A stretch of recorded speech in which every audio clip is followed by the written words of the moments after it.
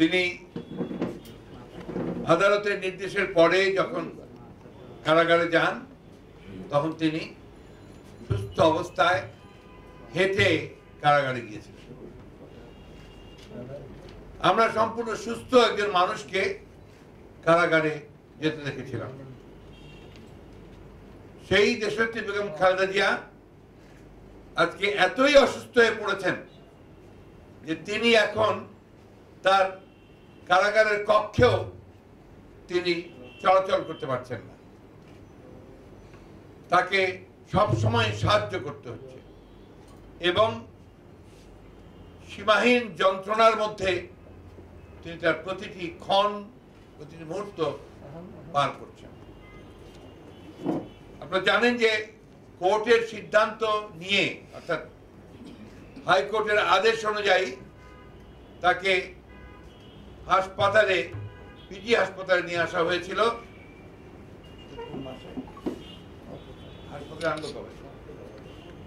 October মাসে এবং কোনো চিকিৎসা না দিয়েই তাকে আবার 8ই নভেম্বর তাকে তার যিনি চিকিৎসার দায়িত্বে ছিলেন তার অনুমতি ছাড়াই তাকে আবার কারাগারে প্রেরণ করা হয় এবং সেখানে সেই দিন থেকে অর্থাৎ 8ই নভেম্বর থেকে 24শে ফেব্রুয়ারি পর্যন্ত কোন চিকিৎসক তাকে পরীক্ষা করেননি, তার স্বাস্থ্য পরীক্ষা করেনি। তার যে অসুখগুলো রয়েছে, যে অসুখগুলোতে প্রতিদিন তাকে মনিটর করা দরকার, তার স্বাস্থ্য মনিটর করা দরকার, পরীক্ষা করা দরকার, সেগুলো কোনো কিছুই করা হয়নি। তিনি একজন ডায়াবেটিক পেশেন্ট। সেই ডায়াবেটিক পেশেন্টের নিয়মই হচ্ছে, এটা একদম সর্বজন স্বীকৃত, আমাদের চিকিৎসকরা বলতে পারবেন, নিয়মই হচ্ছে যে প্রতিদিন তার সুগার টেস্ট করা দরকার, তার রক্তে শর্করা পরিমাণ পরীক্ষা করা দরকার। সেই অনুযায়ী তার চিকিৎসার যে ঔষধ দেওয়া হবে সেই ঔষধের পরিমাপ ঠিক করা হয়, সেই অনুযায়ী তার ডায়েটও নির্ধারণ করা হয়। এই 3.5 মাস ধরে তার কোন রকমের কোন পরীক্ষা নিরীক্ষা হয়। প্রিয় বন্ধুগণ, এই অবস্থার প্রেক্ষিতে আমরা বারবার বিভিন্নভাবে কারা কর্তৃপক্ষ এবং স্বরাষ্ট্র মন্ত্রণালয় যোগাযোগ করার পরে 24শে ফেব্রুয়ারি প্রথমবারের মতো একটা মেডিকেল বোর্ড, যেটা হাইকোর্ট নির্দেশে নির্ধারণ করা হয়েছিল, সেই মেডিকেল বোর্ড তাকে দেখতে যান। আমি পরীক্ষা করতে যান বলবো না, এই জন্য কারণ তারা কোনো যন্ত্রপাতিও নিয়ে যায়নি, কখনো সেই যন্ত্রপাতি পরীক্ষা করার সুযোগও নেই। তারা গিয়ে তার সঙ্গে কথা বলেছে। কথা বলার প্রথম আমাদের দেশনেত্রীর যে অভিযোগ ছিল, এই 3.5 মাসে তো তোমরা একবারও আমার খোঁজ নিলে না। ইতিমধ্যে আমরা যখন তার সঙ্গে কোর্টে দেখা করেছি, সেই কোর্টে দেখা করে যখন আমরা দেখেছি যে তিনি অত্যন্ত অসুস্থ, আমরা এখানে বারবার প্রেসে আপনাদের সামনে সেই কথা বলেছি। তারপরে কিন্তু 24শে ফেব্রুয়ারি, দুঃখিত, 24শে ফেব্রুয়ারি এই বোর্ডটিকে সেখানে পাঠানো হয়। এই বোর্ড তাকে দেখে 25শে ফেব্রুয়ারি একটা রিপোর্ট প্রদান করে। সেই রিপোর্টে পরিষ্কার করে বলা হচ্ছে, আমি আপনাদেরকে পড়েই শোনাতে চাই, আপনাদের যদি সময়ের প্রয়োজন না থাকে। এখানে ছিলেন doctor Shamim Ahmed, doctor Tanjima Parvin, doctor Badrunnesa Ahmed, doctor Chowdhury Iqbal Mahmud, doctor Rifat and doctor Mahmudul Hasan. এখানে যিনি নেতৃত্ব দিয়েছিলেন তিনি হচ্ছেন চেয়ারম্যান বোর্ডের মোহাম্মদ আব্দুল জলিল চৌধুরী। তার যিনি মূল চিকিৎসক আতিকুল হক সাহেব, প্রফেসর আতিকুল হক সাহেব, তিনি দেশে ছিলেন না, যার জন্য ডক্টর শামীম আহমেদ তার জায়গায় তাকে প্রতিনিধিত্ব করেন। তা আমি একটু বলি, তার শরীরের অবস্থাটা বলতে হবে তো। এবং তারা এখানে বলছেন যে members of the medical board inquired about the current health condition of Begum Zia. It was revealed that since discharge from the BSSMU hospital on 8/11/2018, she has been experiencing increase in pain in the left shoulder, for which she experiences restriction of movement of the left shoulder. In addition, she has new onset of pain in the right shoulder. She is also getting pain in left arm, left leg, and some other parts of the body. She cannot stand or move, very important. She cannot stand or move without the help of others. She has got very weak hand grip, tremor of the hands. She has been found to have restriction of movement of left shoulder and some features of carpal tunnel syndrome in left wrist. এই report দেওয়ার পরে তারা যেটা বলছেন, the board gives opinion that she needs evaluation of her current health status. As part of this, she needs to do the following investigations: blood sugar fasting 2 hours after breakfast,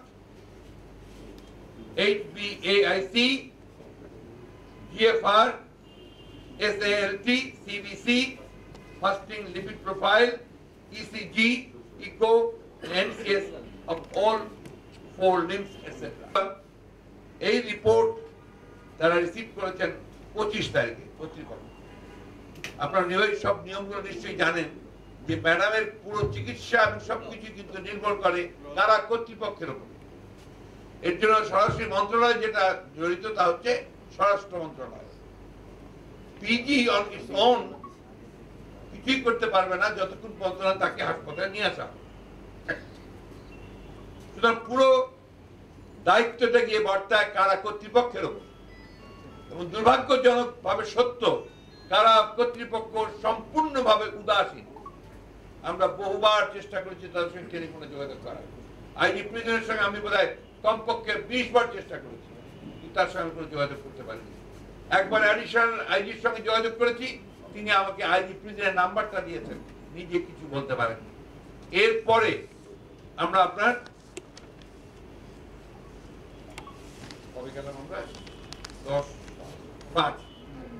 5ই March আমরা home মিনিস্টারকে চিঠি দিয়ে আমরা home মিনিস্টারের সঙ্গে দেখা করলাম, আমাদের standing কমিটির সিনিয়র সমস্ত নেতৃবৃন্দ সহ।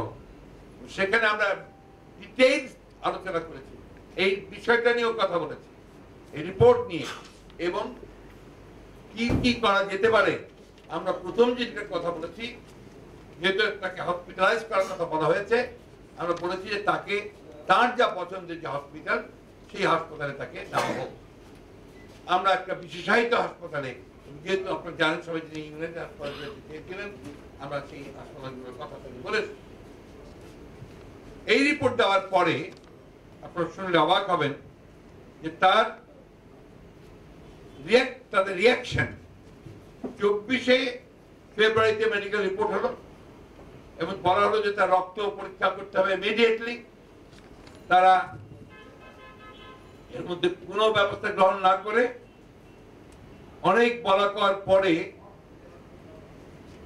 19শে মার্চ আপনার তার রক্ত করার জন্য, রক্ত নেওয়ার জন্য তারা লোক পাঠান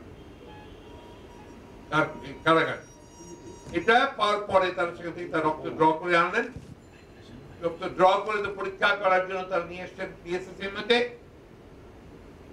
এখন পর্যন্ত অফিসিয়ালি এই রক্ত 19শে মার্চ, আজকে হচ্ছে আপনার 28 তারিখ, 27 তারিখ, এখন পর্যন্ত এই বিষয়ে তারা কোনো রকমের কোনো বোর্ডের মিটিং করেননি, এবং এই রক্তের যে পরীক্ষার যে ফলাফল, তার রেজাল্ট রিপোর্ট নিয়ে তারা এখন পর্যন্ত কথা বলেননি, এবং তার সঙ্গে দেখাও পর্যন্ত করেনি কোনো কারা কর্তৃপক্ষের কোনো ব্যক্তি বা সেই মেডিকেল বোর্ডের কেউ।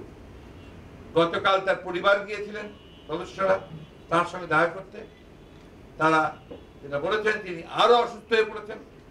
আমি কোর্টের মধ্যে দেখেছিলাম, আপনাদের বলেছি আমি, তিনি মাথা সোজা করতে পারছেন না, মাথা সোজা করে রাখতেই পারছেন না, পা বাঁকা করতে পারছেন না, তাকে জোর করে হুইল চেয়ারে বসিয়ে তাকে নিয়ে আসা হয়, অলমোস্ট পরিস্থিতি নিয়ে আনা হয়, এবং তিনি একেবারে কোনো রকমের সুস্থ অবস্থায় নেই। এই নেত্রীকে 3 বারের প্রধানমন্ত্রী, 2 বার বিরোধী দলের নেতা এবং বাংলাদেশের সবচেয়ে জনপ্রিয় নেতা, তাকে কোন রকমের চিকিৎসা দেওয়া হচ্ছে না। এবং যে কথা বারবার বলা হয়েছে, আমরা বলেছি, সবাই বলেছে আমাদের দলের পক্ষ থেকে, তাকে সুপরিকল্পিত হবে হত্যা করার ষড়যন্ত্র করছে। এবং এই দায় দায়িত্ব আমরা বরাবরই বলেছি কারা কর্তৃপক্ষ সরকারকে বহন করতে হবে। এটাই আইন, এটাই নিয়ম। এখন তার স্বাস্থ্য সমস্ত দায় দায়িত্ব হচ্ছে কারা কর্তৃপক্ষের, এবং তার চিকিৎসার দায়িত্ব, সমস্ত দায়িত্ব, এমনকি কোর্টে পর্যন্ত যে তারা তাকে নিয়ে আসে, তার আইনটা তাকে সুস্থ অবস্থায় কোর্টে আনতে হবে। প্রিয় বন্ধুগণ, আমরা জানি যে আমরা একটা গণতন্ত্রবিহীন, অধিকারবিহীন, দখলদারি রাষ্ট্রে বাস করছি। সরকার পুরোপুরি দখলদার, বেআইনি ভাবে তারা জোর করে ক্ষমতা দখল করে। কিন্তু আমার মনে একটা বর্বর সমাজেও অসুস্থ মানুষের প্রতি একটা মানবিক আচরণ করা হয়। মধ্যযুগীয় যে সরকারগুলো ছিল, রাষ্ট্রগুলো ছিল, তখন সেখানেও কিন্তু আমরা এই ধরনের অমানবিক আচরণ করতে আমরা কখনো শুনি, যে অসুস্থ লোকের উপরে অত্যাচার, নির্যাতন, নিপীড়ন করা হয়। প্রিয় বন্ধুগণ, আমি বক্তব্য বাড়াতে চাই না। আমাদের দাবি একটাই, অবিলম্বে এই মুহূর্তে দেশ ও নেত্রীকে তার সুষ্ঠু চিকিৎসার জন্য তাকে তার পছন্দ মতো হাসপাতালে স্থানান্তর করা হোক এবং তার সুচিকিৎসার ব্যবস্থা করা হোক। অন্যথায় আমরা আবারও বলছি যে যদি তার স্বাস্থ্যের অবনতি ঘটে, এর সমস্ত দায় দায়িত্ব কারা কর্তৃপক্ষ, স্বরাষ্ট্র মন্ত্রণালয় এবং সরকারকেই বহন করতে হবে, এবং এটা অবশ্যই তাদেরকে এটা বহন করতে হবে। আমি আপনাদের মাধ্যমে সরকারকে এবং দেশবাসীকে এই অবস্থাটা জানানোর জন্য আজকে আপনাদের সঙ্গে আমি আলোচনা করছি। আপনারা ইতিমধ্যে জানেন যে এর মধ্যেও আবার সেই ধরনের অত্যাচার, নির্যাতন শুরু হয়েছে। আবার আমাদের ঢাকা মহানগরের একজন নেতা, ভাইস প্রেসিডেন্ট উত্তরের রবিউল আওয়াল, 4 দিন আগে তাকে, কয়েকদিন আগে, তার 2 দিন আগে বোধহয় সে কারাগার থেকে বেরিয়েছে, আবার তাকে তুলে নিয়ে গেছে সাদা পোশাকের। আমরা অবিলম্বে তার whereabouts জানতে চাই। সঙ্গে আমি আবার বলতে চাই, গতকাল কুষ্টিয়াতে স্বাধীনতা দিবস উপলক্ষে সম্পাদক সহ যারা শ্রদ্ধা নিবেদন করার জন্য গিয়েছিলেন স্মৃতিসৌধে, সেখানে তাদের 11 জনকে তারা গ্রেফতার করেছে। একটা মিথ্যা মামলা, সেখানে সমস্যা তৈরি, যেটা সংঘর্ষ হয়েছে, যেটা সর্বৈব মিথ্যা কথা, তারা সেখানে সে সময় তাদের উপর আক্রমণ করা হয়েছে। প্রিয় বন্ধুগণ, ফরিদপুরেও আপনার একই ঘটনা ঘটেছে। সেখানে সরকারি দল, তারা আমাদের দলের নেতৃবৃন্দ তারা আহত হয়েছেন। যুগ্ম সম্পাদক ঢাকা নিয়ে এসে তাকে অত্যন্ত তাদেরকে গ্রেপ্তার করা হয়েছে, তাদের মুক্তি চাই, এবং আমাদের রবিউল আওয়াল সাহেবের সন্ধান দিয়ে তাকে তাদের পরিবারের হাতে ফিরিয়ে দেওয়ার জন্য আমরা আহ্বান জানাচ্ছি। ধন্যবাদ।